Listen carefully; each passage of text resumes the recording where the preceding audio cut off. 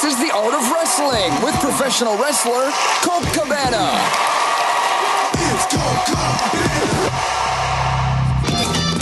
All right, how you guys doing? Come on in, sit down, relax. You're about to listen to The Art of Wrestling. It's a professional wrestling podcast.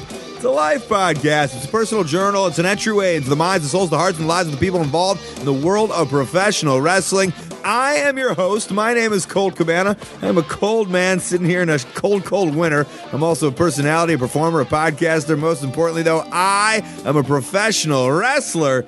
We are sitting here live in the studio, apartment in Chicago, Illinois. Before we go any further, this is a fan-supported and listener-supported podcast supported by people just like you. We give it to you free of charge every single Thursday on ColtCabana.com, iTunes, and wherever you get your podcasts from. A couple great ways to support. Rate, review, and subscribe on iTunes. You can also tell a friend via Twitter, via Facebook, however you do it. If you do have a couple of dollars in your pocket, monetarily, it's cool. Also, ColtMerch.com and DigitalColt.com. There I have t-shirts, buttons, pictures, posters, DVDs, digital downloads, $5 wrestling movies, the early podcasts, and so much more. I do appreciate your support. Thank you. ColtMerch.com and DigitalColt.com. If you've come here for opinions and dirt and people being upset about the Royal Rumble, you have came to the wrong place. This is the wrong podcast for that. Remember, this is a life podcast. We're telling our stories. Maybe when Daniel Bryan comes on the show again, we'll talk about his life struggles with the machine holding him back, holding him down, and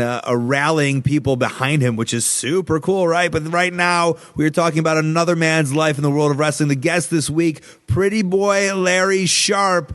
And this was so much fun. This was a lot of fun. Larry Sharpe, who a lot of people know, synonymous with the name or the school, the Monster Factory. Maybe a lot of people don't know that. This is my generation where my brain is. I, of course, know the Monster Factory, but maybe people have no clue. What is the Monster Factory? A place where so many stars have came from, thousands of wrestlers have came from, but there's a lot of superstars and people that you are very familiar with who have been trained by Larry Sharpe himself, but there's also many stories and many things going further back with Larry that you will be involved with. Larry himself, he's a character. He is what Cliff Compton calls a character in the world of wrestling, and that's what made this super easy to sit down and talk with him for. Now, the thing about being a character in the 1970s or whatever it might be, or the 1980s, and being a character now, is back then, you were just a character, you were who you were. If it became a star, then you became a star and you were this legend as a character. But if not, then you were just this, I guess, weird old guy with bleached blonde hair who was also a character, but nobody knew, so you were a little weird. You know, there was no NXT, there was no creating a character or a creative team. You just were who you were, and if you were crazy enough and wild enough and you believed in your own shtick and your own hype, well, then you became a star. Larry Sharpe, fortunately enough, or maybe skilledly enough, continued to be the pretty boy and made a fun little name for himself in the world of wrestling. I do want to say a big thanks to Danny Cage, by the way. He's the guy who's running and operating the Monster Factory right now. Of course, Larry, the figurehead, he's the guy I will always be known as the man behind the Monster Factory, and I think it's fun. Some of the later generations, they're not really sure how to market or how to use the technology that we have and maybe we take for granted in order to push their place or their school or whatever it may be. And I think it's really cute, Danny holding Larry Sharpe's hand and taking him along. What was I going to talk about when I came on this episode this week? I was thinking about stuff to talk to. I don't want to talk about the Royal Rumble. I watched it and I shook my head, but it's not my place. And again, there is alternatives. There's other stuff you can watch and take a part of. You can love wrestling, and that doesn't have to be your only way to love wrestling, is to watch that stuff. What I thought was cool was that we have the guy from the Monster Factory. Schools. There's thousands of wrestlers out there,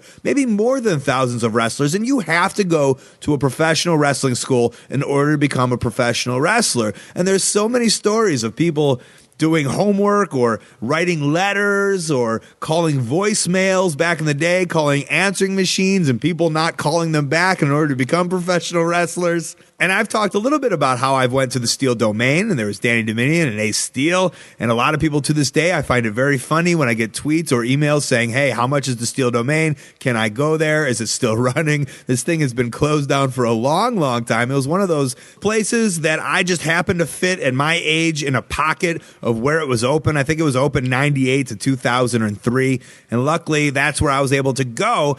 I do remember, though, when I was a kid, Windy City Wrestling was on television very early. Of course, I watched every single wrestling I could, and I guess wrestling in Chicago was also synonymous with Windy City Wrestling, later to be Windy City Pro Wrestling, because I think they got sued for using the letters WCW, even though I think they were original WCW, but you can't fight that Ted Turner money. So my father knew I wanted to be a wrestler. He knew how bad I wanted to be a wrestler, and being the cool dad that he was, he took me to the south side of Chicago one day, and he said, we're going to go talk with Sam DeCero, and we're going to go have a meeting, and you're going to see if this is something you like or something you want to do or something you can sign up and just get a taste for it.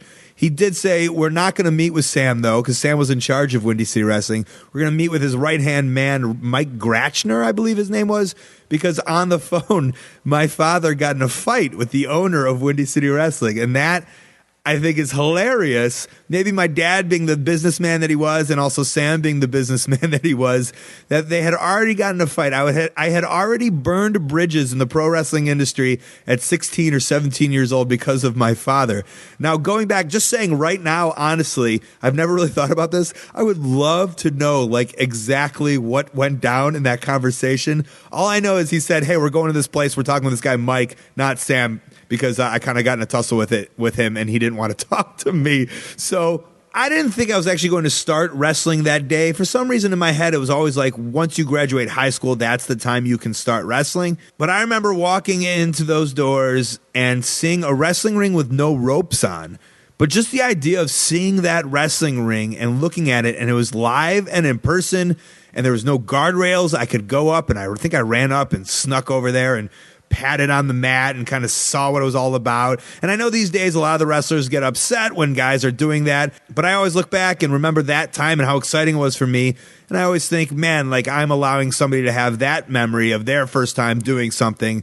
And that's always special to me. And we walked in there and I saw the Windy City Wrestling pictures all around, and a picture of Christopher Daniels on the wall, and I think Mike Anthony and Brandon Bishop, and these guys' pictures were all around the wall.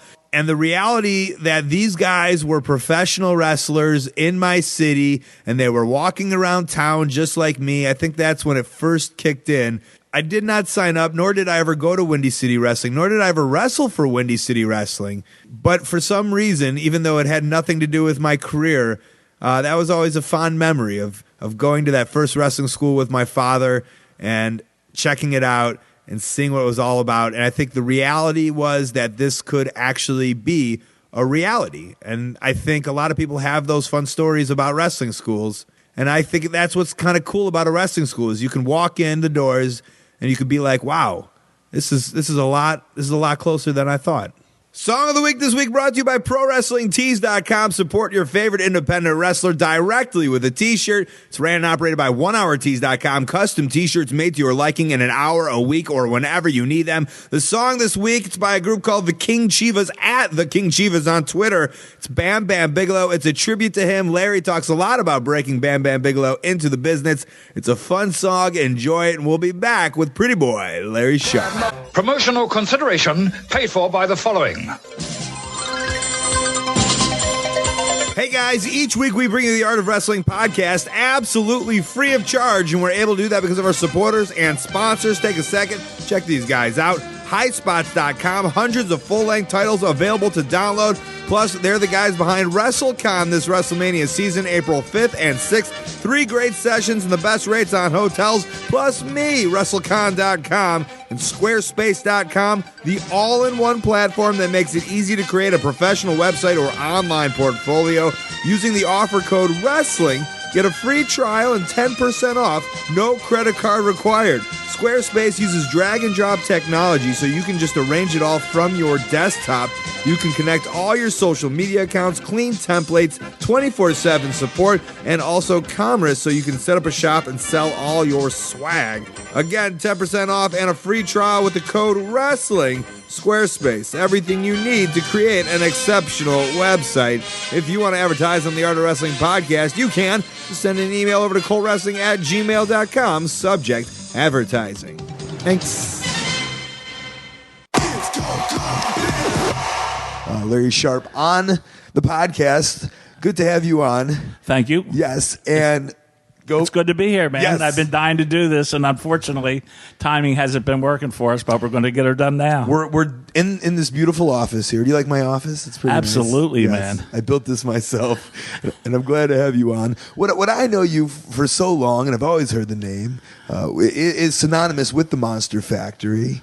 And I mean, is that your baby? Is it not? It better be. It better be. Yeah, I mean that I started it, in '83, Right. And one of my first, my first student was King Kong Bundy. No, my first student was Tony Atlas, and then It's hard to mix those up. I mean, I can see how you confuse both of them. What together. happened was I was wrestling in Charlotte, and Tony Atlas was a Virginia State champion, and they wanted to create this black superstar, and they had nobody to break him in, so they asked me would I go down and teach him how to professional wrestle since I had an amateur background. So Who's they? The Crockett's? Yeah, well, George Scott was the booker, and the Crockett's and Gene and Ole Anderson.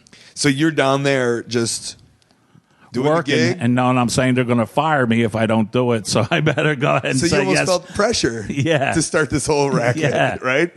Yeah. So, okay. So Black Superman, Tony Yeah, Atlas. Tony Did you give him Atlas. that?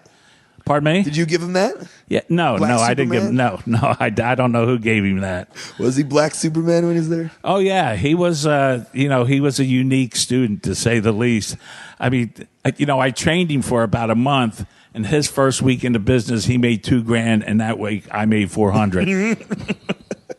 Well, that's easy. And then he bought a diamond ring and fucking lost it the next day. That's easy to get. I mean, like, honest, real feelings. Does that like cause bitterness right away, or are you just? You're Well, happy to listen, get- I didn't have to do it. Of course, it pisses you off. You know what I'm saying? But who am I going to bitch to? What am I going to say? At the time, Charlotte was the best territory in the country, and George Scott gave me the opportunity to learn. I was in Florida. I started my career in Florida, and they got Mike Graham beating me in 15 seconds on TV. Well, I'm not learning anything there. You know what I'm saying? Plus, he's a midget, which isn't helping my career out any. So I ended up getting fired because I went to Miami and I had this outfit on, and it was like a jumpsuit, and it was all white with red stars, and across the shoulders it said God's gift. And when I took the jacket off and I took the pants down across my tights, it said "Kiss this." Okay. So, unapproved. well, I didn't think I had to have it approved. Right. But you know how it is today, how they're approving every single Yeah. little thing. Well, I guess I should have got that approved because, what happened was I had a tag team partner named Beauregard. Not a regular partner, but they just threw me and him and job guys in against Calhoun and Weaver. Wait, was that the guy from Portland? Beauregard? Did he later go to Portland? I don't know. I don't know. Okay, sorry. That's all right. So anyway, we go out, we get in the ring, and I was so green that nobody even knew who I was. But because of the way I had my ring entrance and the outfit that I had, I instantly got heat because they hadn't seen me work and they didn't know I was the shits yet. So anyway, I get in there, and when I take the pants down, it says, "Kiss this" across the ass. And what happened was Weaver and Calhoun went back to the office and said I was embarrassing to the wrestling fans and insulting to the wrestling fans. They stooged me right out. So they give me 2 weeks' notice, fired me, and on the way out, the last town I worked was Jacksonville. And Calhoun, being the wise guy that he is, and nobody liked him, by the way, we're in the locker room, and he goes, "Well, kid, did you learn anything while you were down here?" And I said, "Yeah. Not to let my ass get more attention than your face." And then the locker room got quiet, and then all the guys that liked it started laughing, and everybody else put their head down. Now, you said you're a rookie at this point. Yeah, I hadn't been in the matches 3 months. And you're already making statements like that. Yeah. In the hierarchy of a wrestling locker room, of course like, that's not a thing you're supposed to or allowed to do, is speak back to a guy like this, right? It's I made up my mind there was two ways to go. I was going to take shit all my life, or I was going to stand up for myself and either stick with it or get fired for doing it. When was this decision made? Is this a wrestling decision or a life decision? Well, you know what I'm saying? Was this like even? I mean, that's a bold decision to say. You said there's a point where I said I made a decision. Do I take shit or do I not take shit? Yeah, well, you know, when I broke in, a couple of the guys that were breaking me in said, Larry, you have nothing to worry about. I'm like, and I said, what do you mean? He goes, you're a shooter. Well, I didn't consider myself a shooter. I just had wrestled amateur. You know, I wasn't hooking nobody or, you know, doing anything great. In the circus tents? Yeah, no. And he said, just fuck it, do what you want. Because if they try anything, just stretch them. And it gave me enough confidence in myself to, like, do what I was told. But there was a guy named Pat Barrett. And because I was a rookie, he tried to eat me up, you know. And, like, after about 3 or 4 minutes, it's dawned, you know, this guy's not going to work with me. You know, he's just taking what he wants. And because I'm a rookie, I'm letting him get away with it. And did Pat Barrett have that kind of reputation or? Well, he had a reputation as an asshole, so I would say that would, you know, fall in line with that. Sure. And it just ended up that I ended up snatching him and like just dragging him around. You know, it's sometimes you have to earn some respect. It's the same thing with Johnny Weaver. I didn't forget that he stooged me out, and about a year later, I'm wrestling him on TV in Raleigh, North Carolina. Yeah. We're making TV for the Crockett's. And they put me in a ring with Weaver. Well, I didn't forget what happened last year. So George Scott says, give me about 9 minutes. Well, I got in there, and the first 30 seconds, I took him down and just ate him up. I never let him up to his feet until it was like 30 seconds left, and I let him up so he could small package me and beat me. And then are you making comments the whole match to him, or no? But you know, my wrestling was making my comments. Right. And listen, I'm not a tough guy. I'm not trying to say that. I'm just telling a story. And that's true, but when I came out of the locker room, the Andersons were there, a bunch of the boys were there, and they're like, way to go, Larry, way to go. Everybody's shaking my hand. And then Weaver's telling me, that was a great match, kid. That was a great match. Well, he was shitting in his pants, and he was just glad, you know, I didn't break his neck. Yeah. That's why it was a great match. Was he expecting it coming in? No. But as it was happening, he's like, oh. Yeah, it didn't take him long to figure it out. Right. So you had the amateur background. Right. And, I mean, we're in your hometown of Paulsboro where this is where you did it all, right? Right. What is the amateur background? Mine? Yeah. I started wrestling in 7th grade. I wrestled in 7th and 8th grade, 4 years of high school. Did you train at the Mini Monster Factory in 7th grade? Did they have nothing? Okay. No. They just had what they call midgets. Okay. So we had midget wrestling. And the Midget Monster Factory. Yeah. And then I went to high school. Then I got recruited. I went to Gloucester County College, and I was their first undefeated wrestler there. First year and didn't lose a match.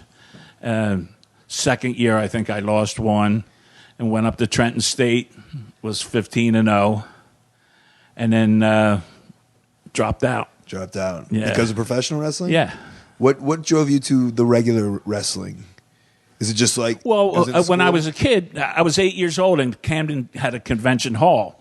And my dad would take me, and like I'd watch the Kangaroos and Buddy Rogers and Bobo Brazils. Yeah, okay. Yeah. So, and I got pumped up about it. I mean, when Buddy Rogers walked out of the locker room, you know, he had a great body on him. He had that big shiny belt, and the light, you know, was on him. And, you know, he got up to the ring, and he was all oiled up. He looked like a thoroughbred racehorse, you know, like going into the chute, getting ready to come out. And I'm like, damn, that's impressive. And Wild Red Berry was managing the Kangaroos. Well, there's a little diner here in town, and me and my dad stop here and get a cup of coffee and a piece of pie, and in walks Wild Red Berry. And he sits down at the counter, and I'm like freaking out. Dad, there's that guy. I want to go talk to him. So my old man says, yeah, go ahead and talk to him. So I went up to him, and I said, what do I have to do to be a professional wrestler? At 8 years old? Yeah. Okay. And he goes, you need at least 10 years amateur experience. I'm like, shit, how am I going to get that? You know, no YMCAs. But I didn't realize, because I lived in a town called Repapa. I mean, we had a 3-room schoolhouse with 6 grades in it. and the bathrooms were outside. Okay? okay. So I didn't know what the wrestling background was. So I get to school and, here's a chance to start amateur wrestling. And I did. I just went out and started wrestling. Done out of the idea that a man in a diner when you were 8 years old said that you need 10 years of amateur wrestling to be a professional. But he knew what he was doing. I mean, I was a fan for long enough. I was only 8 years old, but this guy was the junior world heavyweight champion back in the 30s.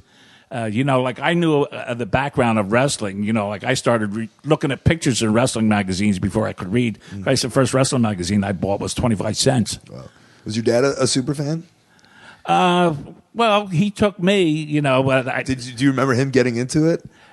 Or was it more for you? I really don't remember because I was so into it myself. Right. I wasn't paying attention to what my old man was doing. That's great. So you said you dropped out of Trenton because of professional wrestling. Right. Now I know that you said the guys that brought you in told you this advice. I mean, is that Gorilla Monsoon and Mr. Fuji? Am I correct in that? Or? Well, no, the guy that told me to get 10 years experience was Wild Red Barry. Well, right. And I had met, when I was in wrestling here in high school, Wild Red Barry, I'm getting ready to wrestle, and they put 1,000 people in this gym for every wrestling match, for every amateur wrestling match, twice a week. Jesus. During the season. You wish that was like that for professionals. Yeah, really. Right? And that's another problem with promoting this town is they're so into amateur wrestling, they really don't respect the art of professional wrestling. But they're starting to come around because now I'm getting a lot of people that go to the high school matches that come over and watch, and I got a couple kids from the high school team, wrestling here now. Yeah. So we're starting that crossover, but it's been very difficult. Well, I'm back there warming up, and the gym just gets quiet. And I'm like, damn, what the hell's going on? And I look up, and here comes Wild Red Barry with Gorilla Monsoon. And they come in and they sit down in the bleachers, and everybody's like checking them out. I'm like, damn, man. That's pretty cool. Yeah. And you knew exactly who Gorilla Monsoon was, of course, right? Oh, yeah. Well, at the time, he was the top heel. He was chasing Bruno for the title. That's how long ago it was. So we're in the, I'm warming up back there, and I go out and have my match, and Wild Red Barry brings Monsoon over, and he goes, Larry, I want you to meet Gorilla Monsoon. I told him about you, and he wanted to come and see you wrestle. So that was my first foot in the door for professional wrestling. So did you keep in contact with Wild Red Barry the whole time? Yeah. Did he remember? No way he remembered you being 8 years old and giving you that. Oh, listen, let me tell you what happened. He retired and he lived in Pittsburgh, Kansas. Well, one summer I went out there and spent a week at his house. How did you do that? Well, I got relatives in Missouri. You just called up Wild Red Barry and said, No, can I just stopped by. Okay. I just stopped by. My mom and dad dropped me off while they went to my grandmother's house. You said, can I stay with you for a week? Yeah, and he had all the posters and shit. And he said, okay? Yeah. And you were 12 years old? No, then I was... I really don't remember how old I was, I mean, a little young for a Wild Red Barry to bring you in for a week? Well, he knew me, but he knew me. That in the wintertime, I would come out and shovel his car out of the driveway for him, because he lived right up here. And I'd meet him at the diner for breakfast in the morning. Okay. So you established a relationship with this guy. Absolutely. Yeah, absolutely. Which is so cool because he's the guy who really gave you that first piece of advice. Yeah. Yeah. And so Monsoon sees you, likes you. Right. And what happens is that, let me see how this worked now. I got a call and... I got a letter, and it was from Red Barry. And he's like, I'm coming to New York in 2 weeks, and I'm going to introduce you to the people that you need to know in order to get your foot in the door, which was Gorilla Monsoon and Vince Sr. So, I'm waiting, and I never heard from him. And I'm like, that pissed me off. So they have matches in Willingboro, and Monsoon is running the show that night. So I knock on the door, and I ask to see him, and the guy's like, well, who wants to see him? Tell him a friend of Wild Red Barry's. And he was at the door in 20 seconds. And he's like, how do you know Red? I said, well, do you remember he took you to Paulsboro High School to watch a kid with a brown flat top wrestle? He's like, yeah. I said, that was me. And he told me that he was going to come out here a couple of weeks ago and introduce me to people so I could get in the business, but I didn't hear from him. And he goes, when did you get the letter? And I told him, and he goes, Larry, he died like 3 days after he wrote that letter. Oh, my. And, that his wife never thought to get a hold of me. I was just a kid that, Red was helping out. She probably didn't even know I existed. Right. So that being said, Gino took me under his wing and got me started. So he took a liking to you, hopefully, right away. Right. And I'd imagine he almost... was there like emotions in that, the idea that this guy who was ready to help you had died? That's pretty significant. It made me sad what happened to him, but Gino knew that. Gino's Grill Monsoon. Right. Yeah. That, obviously Red had intentions on helping me or we wouldn't have got that far. And you hear about how hard it was to break into professional wrestling in that era. At least I hear it. Yeah, it was tough. People our generation. So, that's not that it was easy for you, but that situation, how it all culminated together, he was ready to take you under his wing. Did he take you under his wing? Yeah, pretty much. Yeah? Yeah. And what? And threw you in before the matches? And actually, he gave me a job of putting up the ring. Yeah. And I would take the ring to Wildwood. They had wrestling every Monday night at Wildwood Convention Hall. And I would go put the ring up, sometimes the night before, and then I got a couple of amateur buddies. They would meet me down there, and we'd just get in the ring and, wrestle amateur for a while. And then when Monsoon would get there, he would get in and, show me how to hit the ropes and the headlock and this and that. And right, because step by step, there really isn't. The way I hear it was there was never like a real formal introduction on Wrestling 101. It's kind of learn as you go. Is that correct? Well, that's how it used to be. Yeah. Right. So are you learning as you? So are you sent to Florida first before? Because I know about you doing the garden, and you've traveled all over the world, right? So no, the first place I got sent to was Buffalo, New York. Okay. Because Bruno and DiNucci had opened up a territory up there with a promoter called Abe Jacobs and Chuck somebody, and so they booked me up there. And it was a good place for me to go because there wasn't many people there, and I was a drizzling shit, so a lot of people didn't see me screwing up.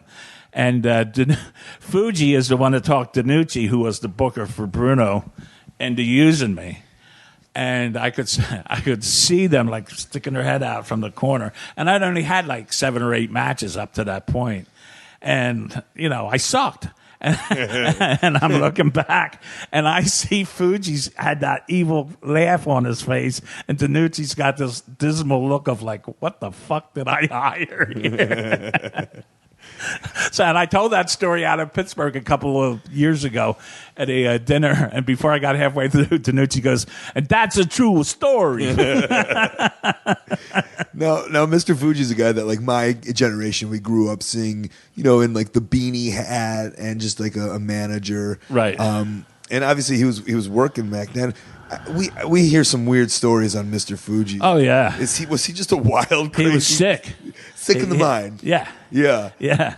So right away, he tortured me. Tortured you. Yeah, he tortured me. And I don't think anybody else would have put up with it. But I just wanted to be in the business so bad. Yeah. If he'd have said, stand on your head, whistle Dixie, and shit in your vest pocket, I would have done it. Yeah, and he probably did. No. Yeah, he was worse than that. So, God, I kind of want to hear some of the weird shit. Like, we've heard some of the horror stories of, like, the dog and stuff, right? Oh, yeah. He would do shit like, we go over to his house, and he'd, like, say, Larry, you want some ice cream? I'm like, yeah, okay. Well, about 5 minutes before that, he'd go and put his wife's cat in the freezer and shut the refrigerator door and then say, Vicky, go get us some ice cream. And she'd open up the freezer and the fucking cat would fall out. Was he a guy that just, I don't know, was bored? Or, like, is he just a weird-headed guy? Oh, he was just sick. Like, where does it come from? Just sick? Yeah, he was just sick. That's all. All right, yeah. that's all? Yeah, like there was John Tolas and a couple of other guys. He used to have barbecues every weekend in Hawaii. and everybody would bring something. Morocco would bring a couple cases of beer, and this guy would bring, maybe 20 pounds of spare ribs, and another guy would bring something else. And matter of fact, when I went out there, they called me, and they're like, Larry, you got to bring out a case of Jersey corn. We're going to have a barbecue when you get here. So I had to smuggle that in because you can't take that onto an island. So here I got a bushel of corn I'm smuggling into fucking Hawaii. Right. Everybody else is trying to get dope out, and right. I'm trying to get corn in. So we get there and have the party, and anyway, Fuji told us would never pay for anything. So Fuji was a good cook, and he made this teriyaki sauce, and he just kept told us, eat, brother, eat. Eat, brother, eat. Well, he told everybody else, don't eat.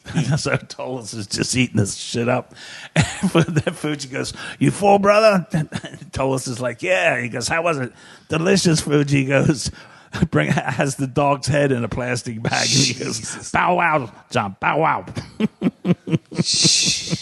And that was what, his dog or a dog he found? Dog. Yeah, a dog. Unbelievable. Now, I mean, I want to say wrestlers in that time, like, that's crazy. Yeah. Were you guys just all laughing, or were you, like, horrified? Do you remember the reaction? Yeah. Well, when you're a rookie, you just keep your mouth shut and roll with the flow, dude. These guys are nuts. Yeah, like a fake courtesy laugh. Yeah. But wow, nuts. Wow, man, Mr. Fuji. And he was like, not as much as a mentor then as Grill Monsoon, but a guy that looked after you, or? Well, Fuji spent a lot more time with me than Monsoon did, because Monsoon just didn't have the time to do it. Plus, Fuji, basically, he didn't charge me to train me, but there was no schools or no place where there was a ring permanent. So what I would do is, I owned a body shop at the time. I'd go get the body shop started. Fuji would come up to the body shop, and might drive like from here to Harrisburg. And as soon as the ring was up, we'd work out for a couple hours in the ring. He'd wrestle that night, and then I'd drive him back home. And the next night, we might go to Yonkers or Brooklyn. And the next night, we might go to Washington, D.C. and just get there as soon as the ring was done. That was our opportunity. And you were driving him around? Yeah. Right. Paying for the gas and everything. Yeah, but that's where you probably, is he talking to you, telling you wrestling? Yeah, pretty much. Yeah. I mean, he was fucking with me, but I could tell after a while when he was ribbing me and when he wasn't, And he used to drive with Hogan a lot too, right? Yeah, that's a good time. Your buddy Hulkster? Yeah, we're all right, man. That was like, what was that like right before Hulkamania was about to explode? No, that's when he was the heel. Okay. When he was the top heel in the territory. Right. So, I mean, you guys are just driving. I mean, is it interesting so let's say that was like 81, right? 80-ish, 81. That's when kind of he was, I think, a heel. It might have been like 78 or 79. But then, 7 years later, you see him being an icon in the world of wrestling. Right. I mean, how did you look at it then when you guys are just two dudes driving in a car? Well, I was disappointed because he was in a position to help people. And I thought that I had a little bit more respect from him than I did. I mean, for him to take Eddie and say he's my brother and, give him a push. A Brutus Beefcake, right? Yeah. Right. And, who wasn't as good a worker as I was, in my opinion, But, he could have helped me out a lot sooner than he did. So in 85, 86, 87, when he did that for Beefcake, where were you at exactly in your career? I was doing the Monster Factory. Doing the Monster Factory. Yeah, and spot shows. Right. So just a total independent wrestler. Right. Yeah. And you were like, ooh, this would be nice to get in on this. Yeah. Right. Okay, so let's talk about the Monster Factory, because growing up and learning about, just being a learner of the wrestling, you hear that the Monster Factory was like the first ever professional wrestling school. And, I hear stories how I guess the industry kind of changed with you. And I don't know, I don't even know if this was your vision or if it's something that you had set out for, if it happened by mistake, or if you even were the first one. I guess kind of talk to us how the Monster Factory. Vern Gagne would have a wrestling school, but it would be like a 6-week course. And one session was Paul Pershman, Ken Patera, Ric Flair, that would train up there. Paul Pershman was Buddy Rose. And, like they would have that class and then kick them out, where me, there was no actual schools at the time. Then I'll change that. Almost commercialized wrestling schools. Right. So, like, I have to take the blame as far as so many people not deserving being in wrestling, because when I opened up the school, it was Buddy Rogers and I did it together to train his son. And when Buddy's son just said, Larry, I don't want to wrestle. I don't want to get dirty. I'm going to get the mother load when the old man dies. Why should I sweat for it now? Right. That's exactly what he told me. And was Buddy Rogers, did he have a mother load? Oh, yeah. Yeah, because, there's another Nature Boys that don't have don't have any money anymore. Yeah, well, Buddy took care of his money. Okay. Yeah. He lived in a big house on the hill in Haddonfield, and, Buddy was set. Yeah. I hear a lot, I guess I don't have he's almost, in my mind, kind of like, almost like a mythologic, like the myth of Buddy Rogers. You don't hear much about him for my generation, but he was just an East Coast guy, or? No, he wrestled. You obviously had to have known him well if he wanted you to train him. Yeah. Actually, he lived in Camden, grew up in Camden, and then moved to Haddonfield, and he bought Marie Haddon's original home. I don't know who that is. Well, that's the person that Haddonfield got named after. Wow. That sounds important. her field, his field, right? Yeah. So, he had the house on the hill, and anyway, we developed a friendship, and he just, if you just kept your mouth shut around him, you could learn. He had me there to do the technical stuff with his son, which to me, that's the guy that made me want to be a wrestler. And when he called me up and said, I want you to train my son because I like your style, to me, that's like Babe Ruth saying, will you come and teach my kid how to hit home runs? And what kind of guy was Buddy Rogers? Shrewd. Very, very shrewd. Nice guy. I got along with him, but he was slick, man. He was slick. Cool. He hung around with guys called Ribsy, stuff like that. Right. But he knew everybody, and Buddy's problem was that he was so slick. It got to the point where no promoters trusted him.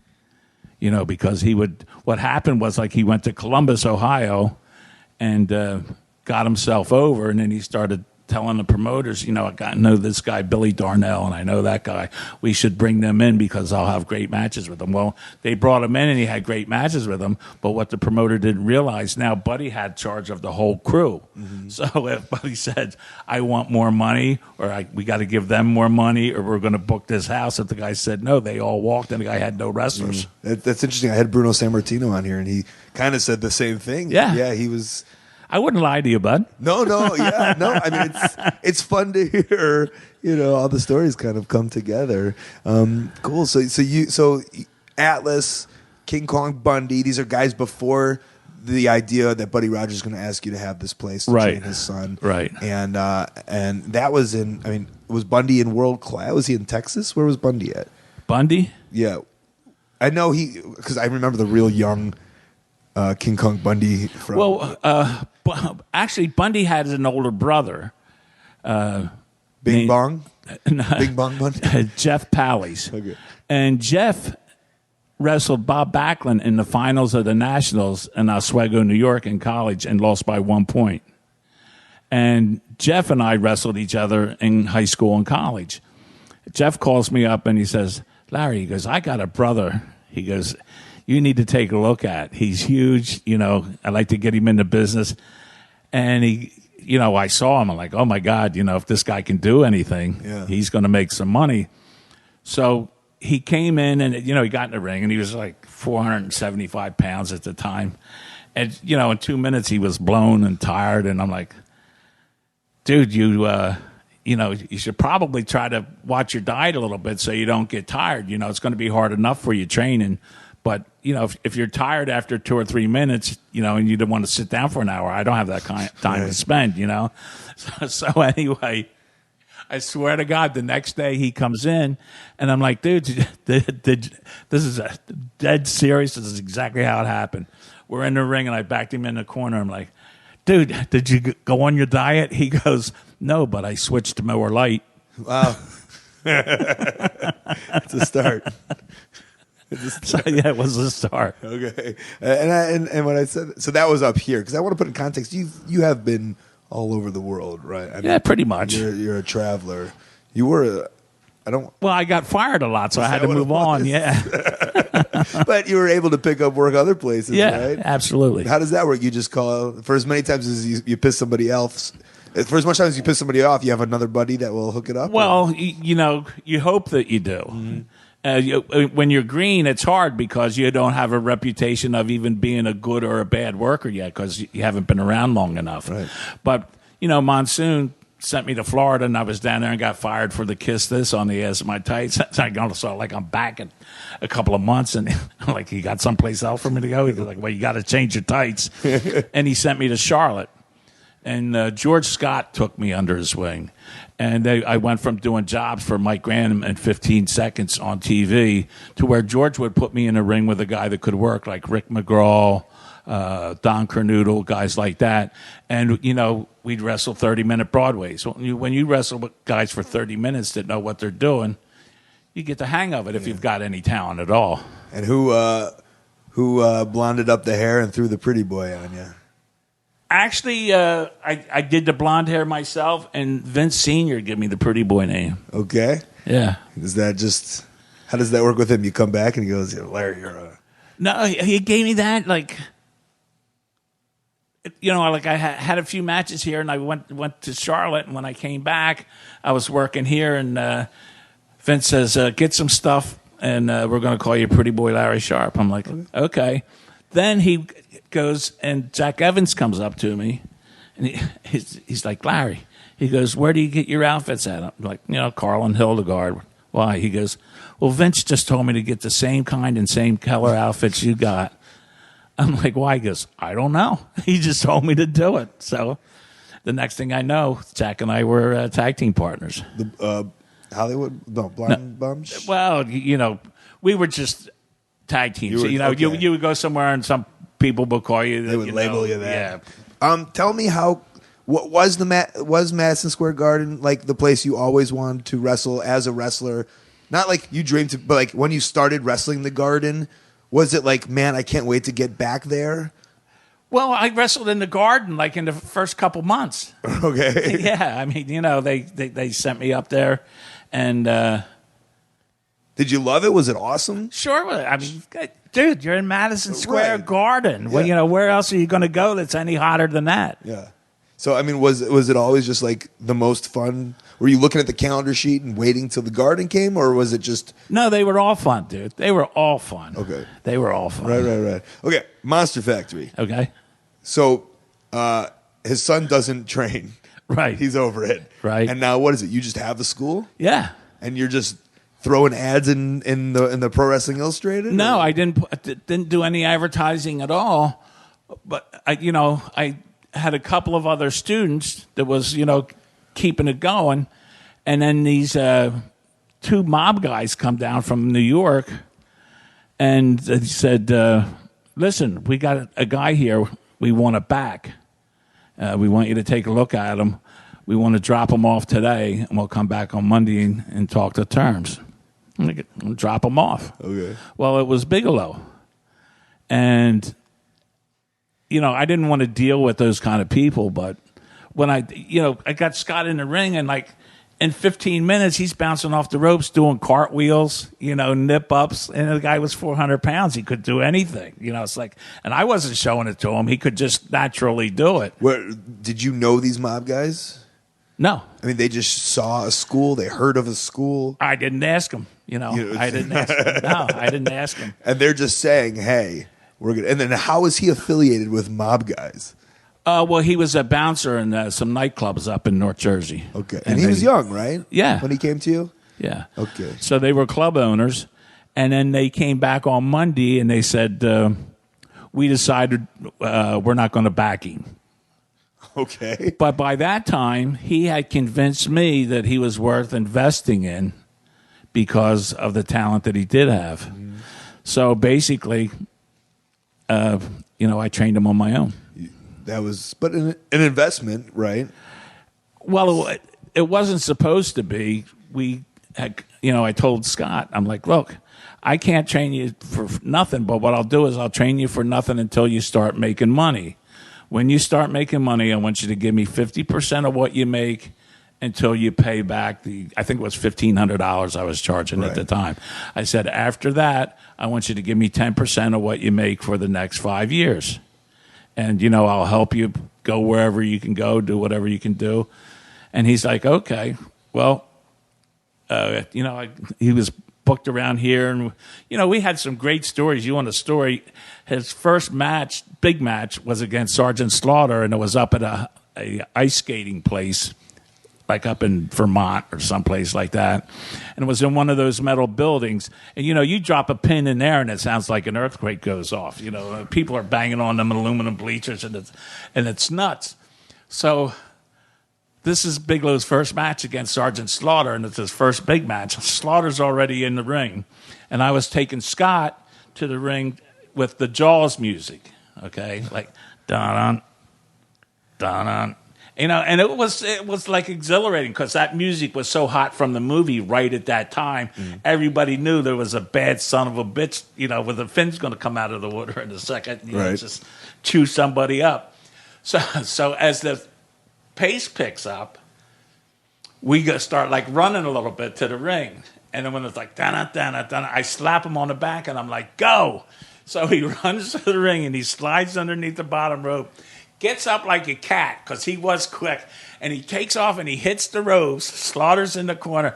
He comes back to the other ropes and hits it hard, and when he does it, lifts the other side of the ring up, and the plywood overlaps. Oh, yeah. So when he runs back, he catches his toe on it and like goes between the top and the second row like a rocket. But he was so agile. He started through like Superman, and he flipped over on his back and got his toes caught on the top rope, and he's like this. Now Slaughter's pissing himself. I'm pissing myself. And there's like 4,000 people pissing themselves.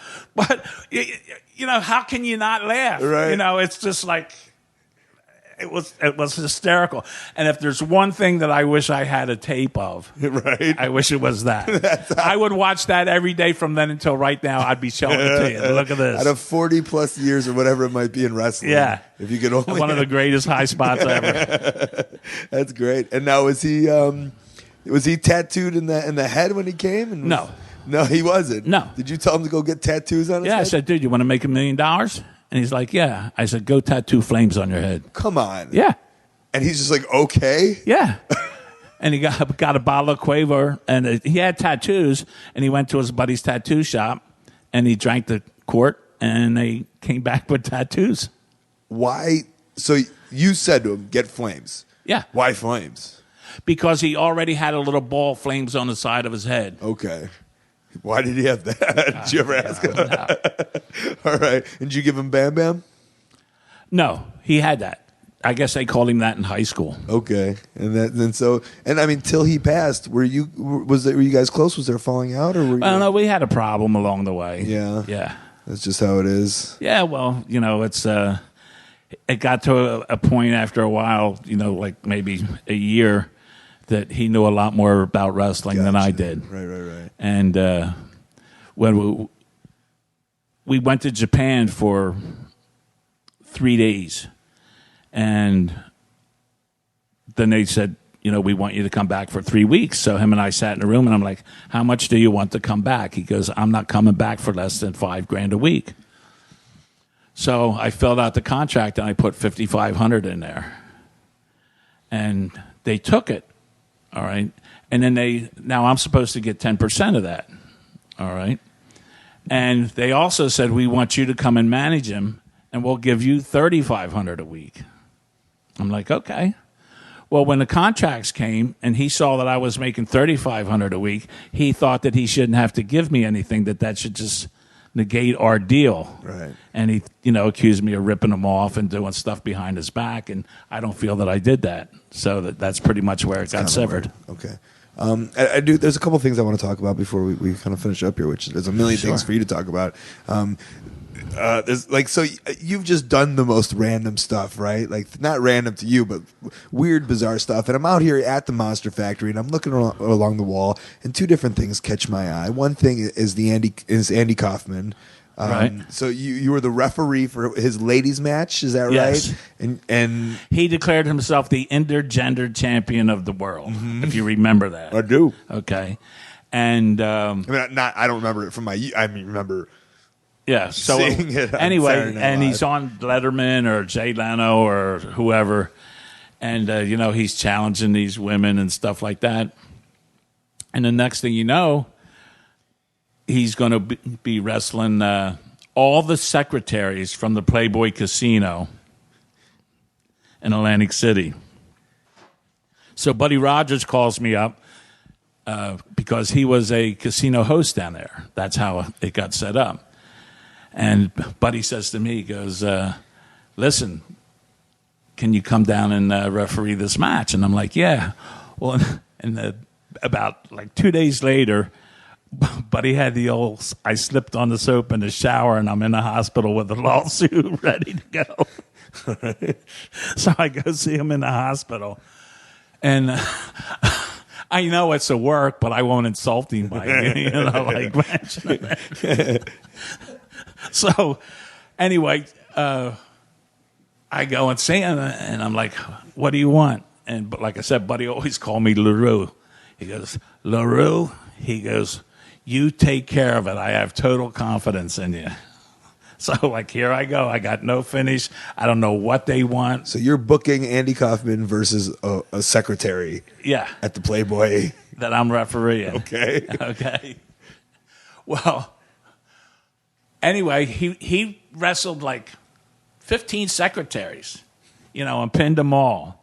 But now this Suzanne Smith, who was the centerfold, was a black belt in karate, and she had her boyfriend who was an amateur wrestler. Well, if she just started training with him 2 weeks before, she was on the verge of kicking Kaufman's ass anyway. Right. Okay? And he was fucked up to the point where he just was starting to realize he was getting his ass handed to him. So anyway, he's out there struggling. And he's looking at me, and he had a manager. So Was it Tony Clifton? I don't know what the guy's name was. It probably says in the article. Okay. But anyway, I waved the guy up on the apron, and when he comes up, I told the ref, I says, get him down. And the ref just goes over there. So I go over, okay. I pull her hair. So Kaufman pulls her hair while I'm over there talking to his manager, telling him to get off the apron, right? Then I turn around and go back. He's on top of her. I drop him 1, 2, 3. And the broad goes, this was fixed. And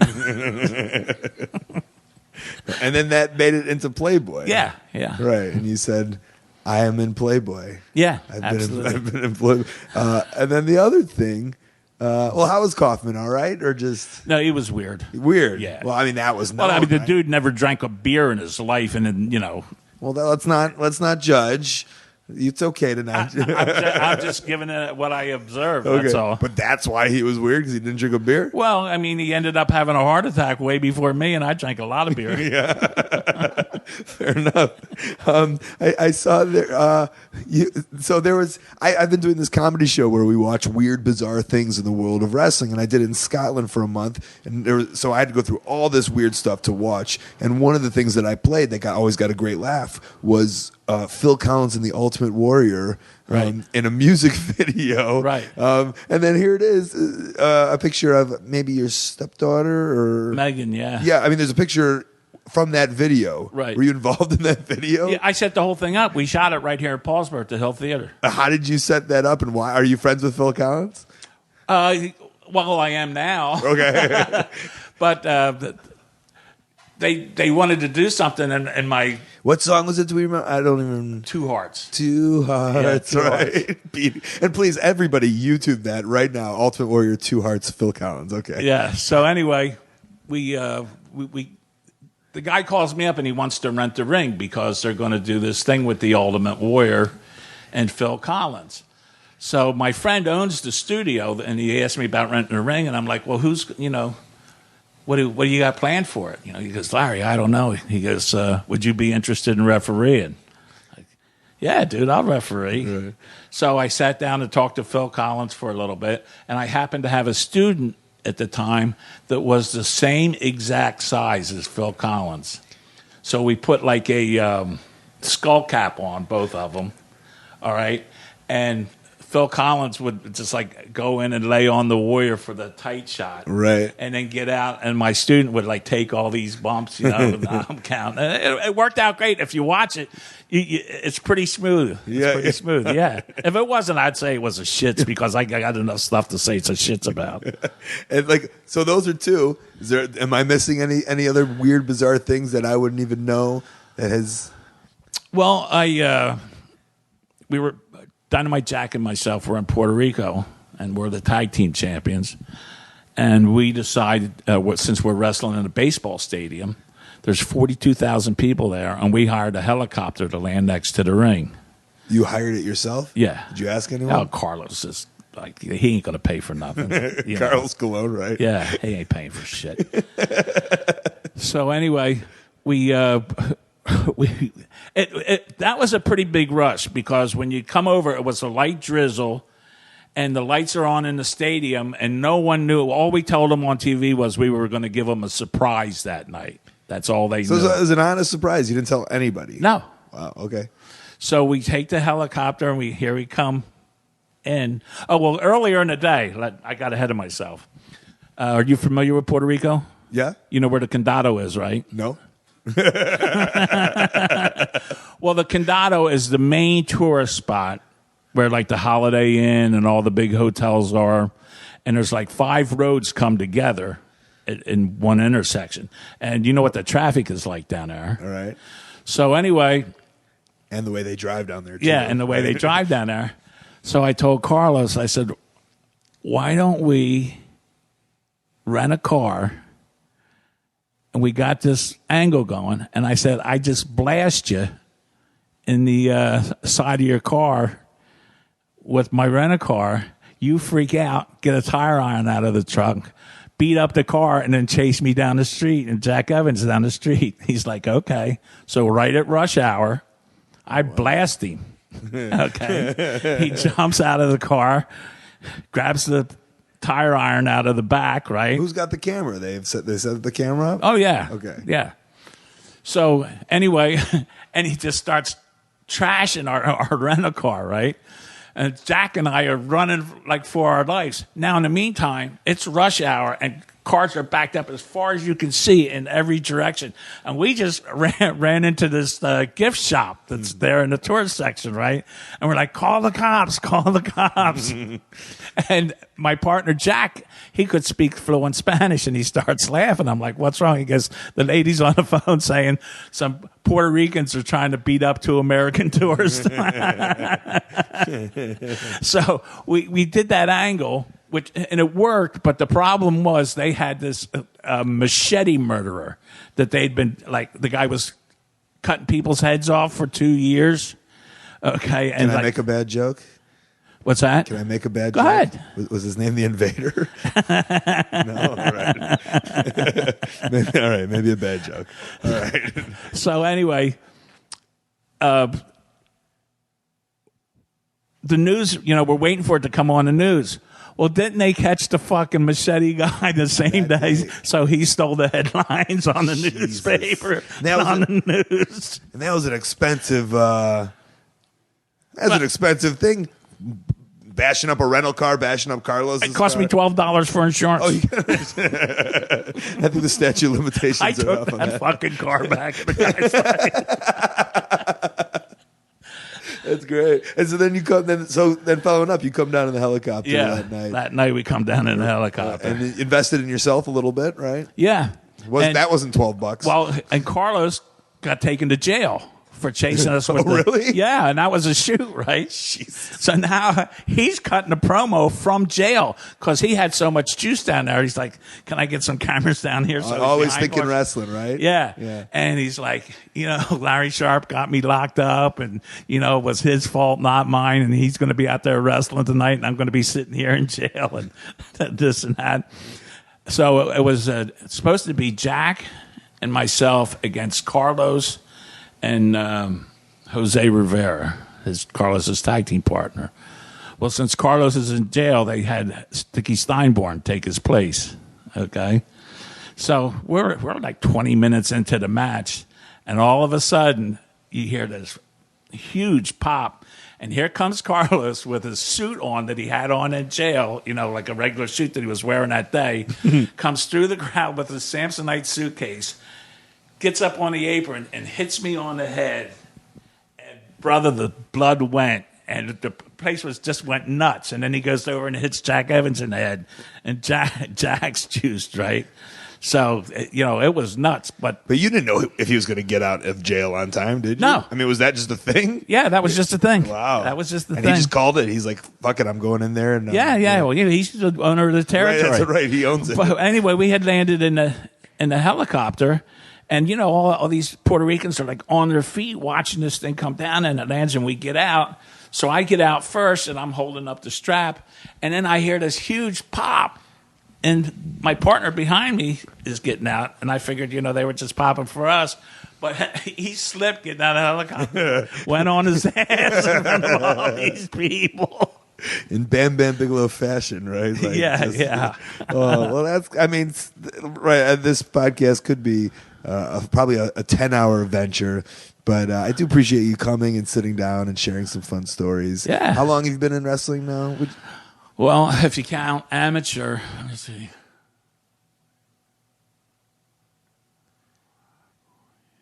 About 50 years. 50 years in professional wrestling. I started when I was 13. No, I started amateur wrestling at 13. Yeah, that's wonderful. The Monster Factory is still here to this day in Paulsboro, New Jersey, and it's still going. Absolutely. And we're the only wrestling school that has been open since the inception and stayed open. Yeah, that's great. And, when I got open, just because of the name, it got me a lot of publicity. It didn't have anything to do with my name, but the name of the Monster Factory got attention from NBC, ABC, CBS.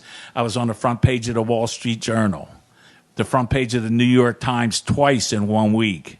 The ink I was getting was phenomenal.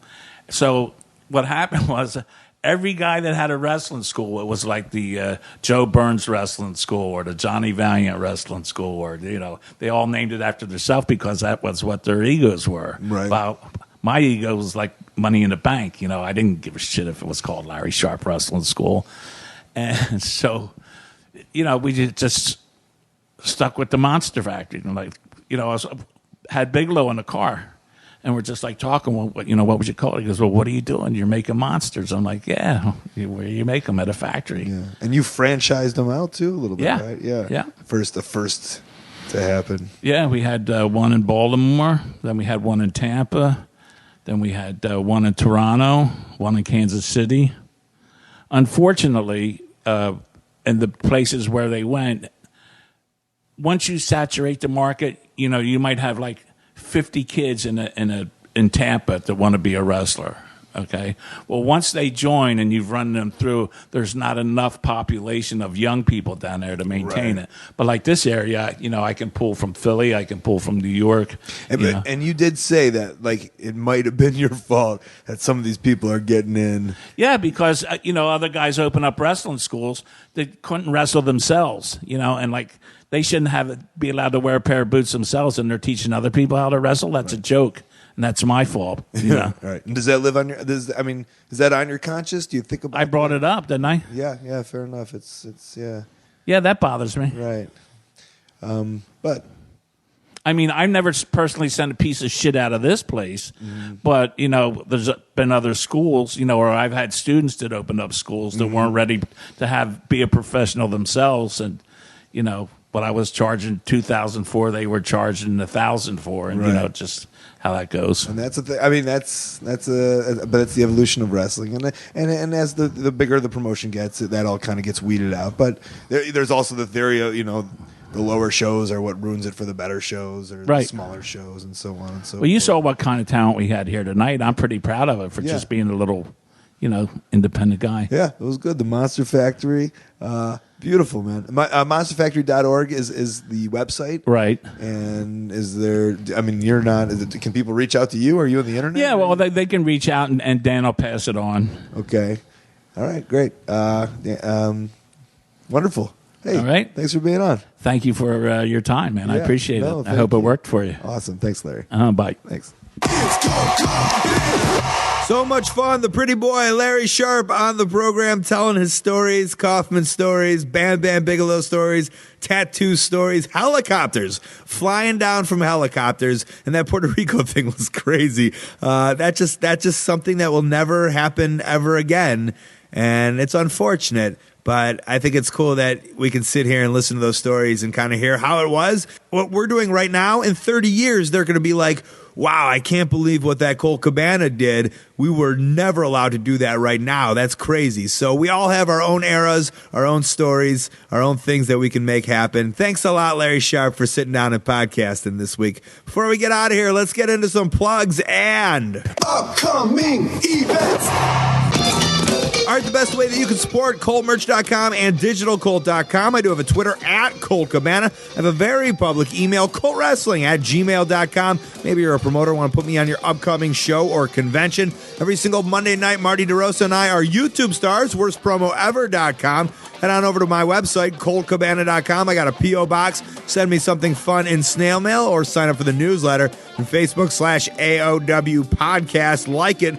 Upcoming this Saturday, February 1st, a free show, free, Easton, Pennsylvania, nationalprowrestlingday.com. February 4th through the 8th, I will be in India at the Guwahati 21st International Trade Fair.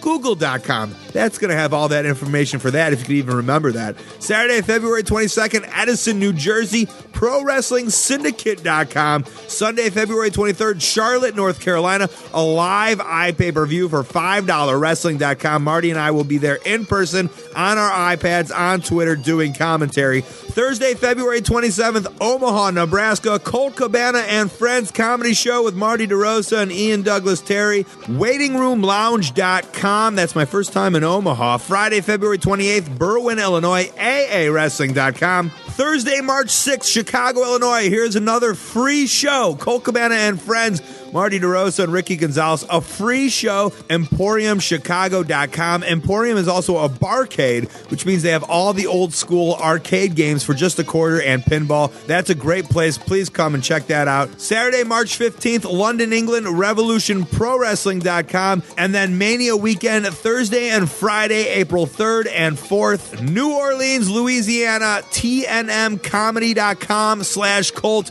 We are doing commentary over bad wrestling movies, 80-seat theaters. Those will sell out. Come join us Mania Weekend in a very intimate place while we watch movies. All right, guys, that's it for this week. Thank you to you for listening at home. Thanks to Larry Sharpe. Big thanks to Danny Cage and Cliff Compton for setting it all up. Thanks to Cable Guy Jeff and Stu Stone. Thanks to Kid Russell and Matt Jenkins on the music. Huge thanks to Squarespace. It's an all-in-one platform that makes it easy to get yourself a professional website or online portfolio. Get 10% off with the promo code Wrestling. All right, there it is, guys. This has been the Art of Wrestling. For Colt Cabana, I'm Colt Cabana. Thanks.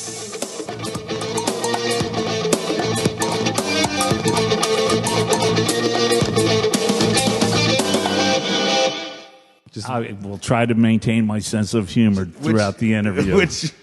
Which I hear is infamous. I won't be too fucking funny. Well, no, and we're on right away like this. Like that's how it is. You know? Okay, yeah. Yeah. And B is I think I can handle it. As fucking funny as you want to be, Okay. or as unfucking as you want to be, with the funny or not.